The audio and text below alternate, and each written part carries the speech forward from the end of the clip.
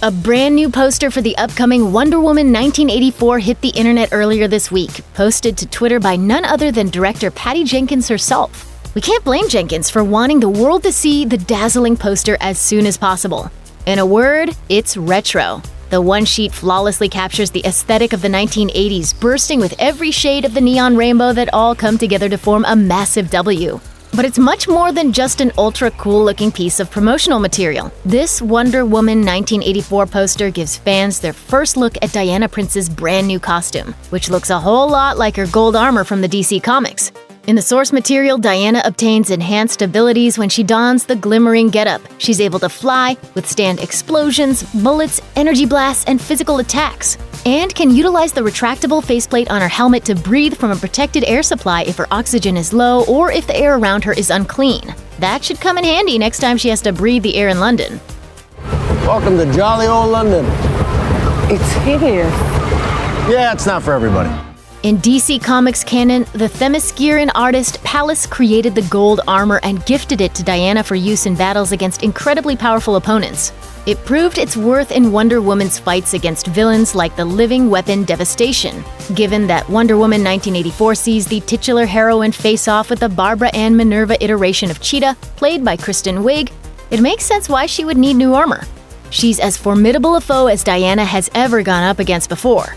A British archaeologist and wealthy heiress, Barbara transformed into her supervillain alter ego after traveling to Africa to visit a tribe led by a woman with all the force, strength, and agility of a cheetah.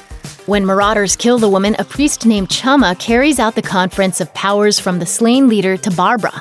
The ceremony comes with severe consequences, though, as Barbara doesn't meet all the requirements to be the perfect host for the cheetah entity. As a human, she's overcome with pain. As Cheetah, she's vicious, vile, and bloodthirsty.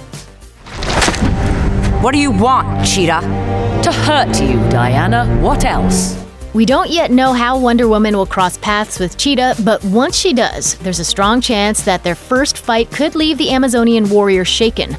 She might make a quick trip to Themyscira and seek the aid of Pallas, who could outfit her with the gold armor to help ensure a win over Cheetah in their next battle. This isn't the only Wonder Woman 1984 media that fans got a glimpse of this week. The Spanish-language fan account DC Universe shared another one-sheet for the sequel as displayed at the 2019 Licensing Expo currently taking place in Las Vegas, Nevada. Though the Licensing Expo poster is certainly a visual treat, it doesn't reveal much in the way of plot. Warner Brothers and DC Films have stayed incredibly tight-lipped about the long-awaited Wonder Woman sequel, revealing very little about what adventures the eponymous heroine will embark on for her second turn on the silver screen. All we truly know about Wonder Woman 1984 is its time setting, its villain, and that Pedro Pascal will appear as a mysterious and yet unnamed politician character. Chris Pine will also return as pilot Steve Trevor, somehow. As for what the movie will be about, it's said to follow Diana experiencing conflict with the Soviet Union during the Cold War before going head-to-head with Cheetah, but there's no intel on how everything unfolds. As backwards as it sounds, that shouldn't be a cause for concern. Director Jenkins seems to have it all figured out, telling Deadline in May that there's a reason why the film takes place in 1984, which will connect to the sequel's story and resonate with modern audiences. Jenkins explained, "All I can say is that 1984 itself is definitely very evocative to what's important in that movie and resonates with right now. I picked 1984 for a very specific reason. It was such an incredible time.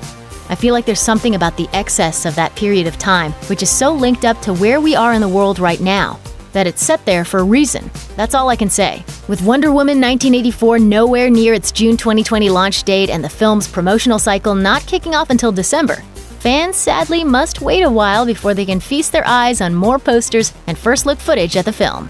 Hopefully the end result is worth the wait. Check out one of our newest videos right here. Plus, even more Looper videos about your favorite films are coming soon. Subscribe to our YouTube channel and hit the bell so you don't miss a single one.